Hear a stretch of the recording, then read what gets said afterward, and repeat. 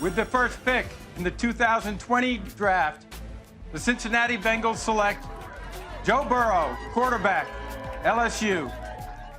Same page. Burrow from the pocket, launches to the end zone, caught, touchdown chase! And LSU. Like I said earlier, just a kid from Ohio coming down chasing a dream. The Cincinnati Bengals have more recently been known as the bottom dwellers of the NFL, but their years of losing may now be behind them after drafting LSU legend Joe Burrow. Does Burrow have what it takes to lead the Bengals to a Super Bowl? Or will he join Jamarcus Russell and Johnny Manziel with all the draft busts? So now, let's begin the breakdown of the Cincinnati Bengals. Let's first start off with schedule. The Bengals have the 6th easiest schedule in 2020.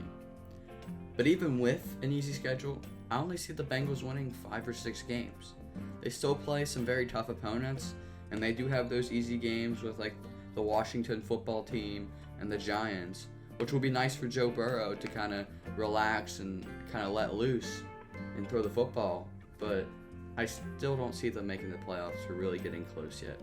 I think they can, but not this year. They got to get that culture built, and with all the new coaching, which I'm about to get to next, with all the new coaching and new additions and departures, I just don't think they have it yet, and culture is huge for a team's success. And as I was just talking about, let's head on to coaching. The Bengals, with Zach Taylor as their head coach, I really don't think he's that great. He was the offensive coordinator back in Los Angeles for the Rams a couple years back. I think this is either his 2nd or 3rd season as their head coach. He's really not done anything. I mean, I can't hate on him too much. I personally don't like him. I thought they should have brought in somebody a little bit better, but that's just me. Brian Callahan is their offensive coordinator. This is his 2nd season as an offensive coordinator ever. The only problem with him, I don't know, I assume he called most of the plays and not Zach. I think Joe Mixon should have been involved a little bit more. He is a great athlete, a great running back, and he only had like 1,100 yards. I think he could average, 1,400 yards. The Bengals offense has potential to be great, so hopefully Callahan can draw up some good plays because this Bengals offense could be scary. And Lou and Anarumo, I might have mispronounced that, sorry, Lou. He's their defensive coordinator. He's been coaching for 30 years. And this is his 2nd year as a defense coordinator ever, though. So, a couple of newbies for the Bengals. Actually, 3 newbies. All 3 are their first couple years in that position ever, which is a little odd, but it might work out. I do like their defensive coordinator. He's been coaching forever. He's been in many colleges, successful colleges. I mean, he's been coaching since like 1989 or something. So that let alone is gonna make you better than most coaches today. So I do like that a lot. I think coaching is huge, especially for a team like this. They need to help bring the team together, do fun and interesting things at practice to make the team want to play. And I think that is huge. Now let's get on to talent. They have a great quarterback. Maybe. Joe Burrow was awesome in his final year of college, and that was really it. I think he will probably struggle this year. He might not even win Rookie of the Year because there's some great wide receivers and playmakers in this year's draft class. But I think he will be good in the long run, especially if they build up that offensive line, because their offensive line is just It's not that good. They have a great running back in Joe Mixon. I really think he's good. He just needs to be utilized more. Like I said, 1,400 yard running back, I think. Wide receivers, what they have?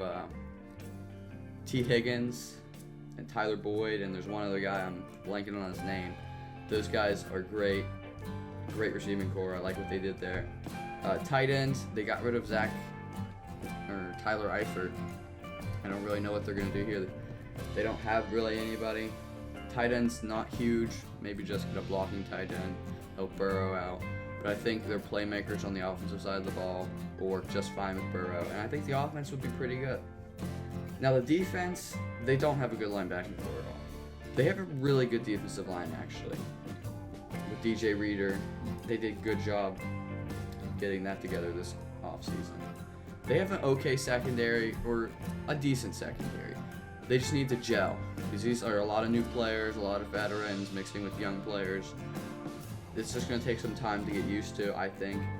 But I think, like I said, Bengals could be good in a few years. And fans are a huge factor.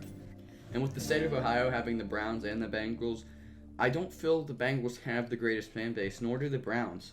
The Browns are getting there. They're getting the diehard fans back because the Browns are starting to become relevant again. But the Bengals just, I don't know, they don't have that culture.